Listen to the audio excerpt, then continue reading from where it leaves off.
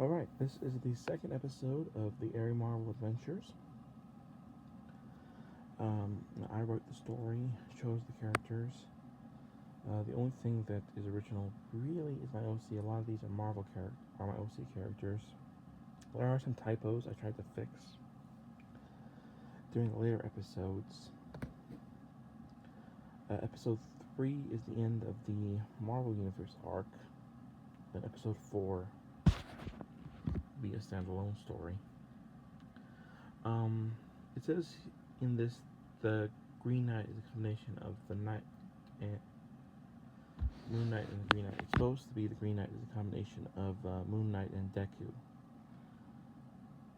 I want to make that clear, as all of the Avengers family, which Airy Marvel is related to, is supposed to be connected to.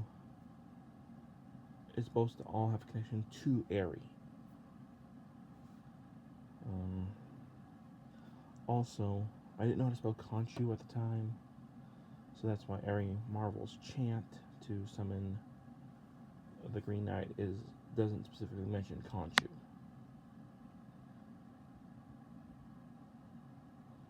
And the Avengers lineup I chose was a little more unique because I wanted it to be unique to the story.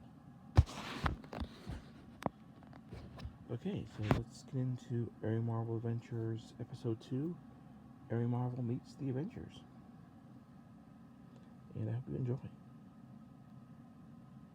Carol Danvers adjusts her high-collared classic costume, the familiar gold star on her chest catching the late afternoon light as she walks toward Fifth Avenue. Behind her, a pair of small, sturdy boots clicks rhythmically against the pavement. This is Airy Marvel, a vibrant fusion of youthful innocence and raw cosmic power, currently buried nose-deep in the pages of Miss Marvel issue 22 from 1979. It's an old-school choice, one where Carol is famously fighting for her job at Woman magazine against J. Jonah Jameson, but Airy isn't focused on the corporate drama. She's watching the way the colors bleed into the newsprint, her eyes bright with the kind of energy usually reserved for a solar flare. Carol smiles, feeling the hum of Airy's presence. She knows exactly where that comic came from. Airy has access to a space pocket, a literal fold in reality where she stashes everything from her spare change and half-eaten apples to a small library of classic Marvel lore. Today, Airy is dressed for the occasion in a miniature warbird uniform, the black fabric and bold lightning bolt accented by a small mask that doesn't quite hide her playful, wide-eyed curiosity. She looks like a child, but she carries the aura of someone who could punch a hole through a mountain if the mood struck. As they approach the iron gates of 890 Fifth Avenue, the legendary headquarters known as Avengers Mansion, Airy carefully folds her comic and tucks it into thin air. The space pocket ripples like water and swallows the book whole. Carol leads the way up the steps of the converted Stark Manor, the limestone facade standing as a silent witness to decades of planetary defense. Before they can even reach for the heavy brass knocker, the door swings wide. Standing there in a flurry of movement and high-fashion sensibility is Janet Van Dyne, the Wasp. Janet's eyes lock onto Carol, then drop to the small, masked figure standing at her side. The air in the entryway practically vibrates as Janet's maternal instincts kick into overdrive. She gasps, her hands flying to her cheeks. "You had a baby," Janet exclaims, her voice pitching up an octave, and she's so cute. It's an immediate, unconditional surrender to Airy's charm, a phenomenon that seems to affect every woman who crosses the girl's path. Airy giggles, the sound echoing through the grand foyer of the mansion. "Thank you, Miss Wasp," she says, looking up at the founding Avenger with genuine awe. "Wow, you're as pretty as you are in the comics. Big Bro showed me." Janet beams, practically glowing with the compliment, and gestures for them to come inside. The mansion is a maze of history, with 3 above-ground floors of luxury and 3 subterranean levels of high-tech defense. They pass through the main hall where the smell of expensive wood polish mingles with the faint ozone scent of the mansion's sophisticated security systems. Carol pauses, her brow furrowing slightly at Airy's words. "You have a big brother?" she asks, realizing how much of Airy's world is still a mystery, even to her. Airy nods enthusiastically. "Yes, I have 2, she says. She reaches out, her small hand disappearing into another unseen ripple in the air. She pulls out a glossy photograph and holds holds it up for Carol and Janet to see. It's a snapshot of 3 children standing together, a glimpse into a reality where different heroes have woven their lives together. There's Aerie Marvel, smiling in the center.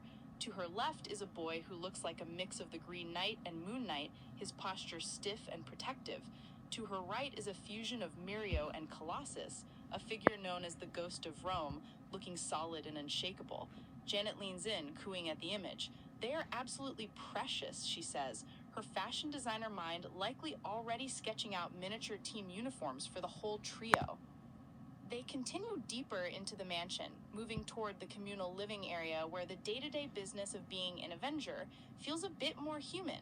Lucky the pizza dog is the first to greet them, his tail thumping against the floor as he trots over, followed closely by Jeff the Landshark, who scuttles along on his 4 small legs, his round eyes fixed on Aerie's space pocket, as if sensing the snacks hidden within. Clint Barton, Hawkeye, is lounging nearby, trading quips with Viv Vision, the synthezoid daughter of the Vision. Viv's eyes glow with a soft light as she processes the newcomer, her internal systems likely running 1,000 simulations on the nature of Aerie's existence. But Aerie's attention is captured by a large blue, furry figure hunched over a workstation. Hank McCoy, the Beast, is deep in thought until a pair of small arms wraps around his waist in a massive teddy bear hug. Hank freezes for a second, then his face breaks into a wide, toothy grin as he looks down at the little hero. In the corner of the lab, Bobby Drake, the Iceman, is leaning against a cryotank.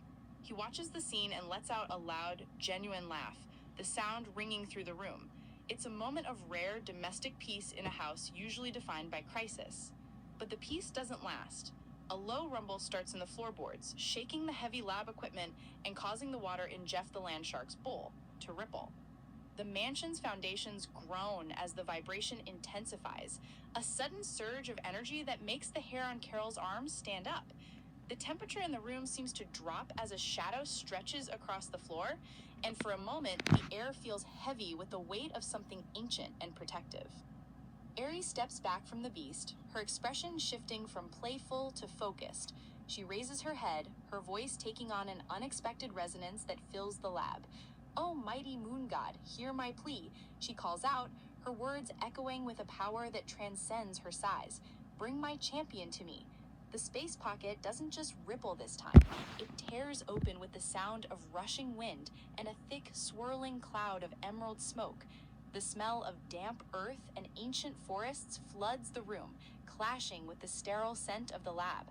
As the smoke clears, a towering figure emerges, his armor a deep, mossy green that seems to pulse with a life of its own. He carries the combined weight of a knight's duty and a god's vengeance, his presence filling the room with a primal, protective energy. The Green Knight looks around, his eyes burning with a fierce light beneath his helm. He doesn't look at the Avengers, he looks straight at the little girl in the warbird mask. "Who scared my baby sister is gonna get it," he bellows, his voice like the grinding of tectonic plates. The mansion stops shaking, replaced by the heavy silence of a protector standing ready. It's a reminder that while Aerie Marvel might look like a child and carry the charm of an innocent, she is part of a legacy that spans worlds and mythologies, a legacy that won't hesitate to tear the world apart to keep her safe. If you enjoyed this journey into the corners of the Marvel multiverse, share this story with someone who loves a good hero's welcome.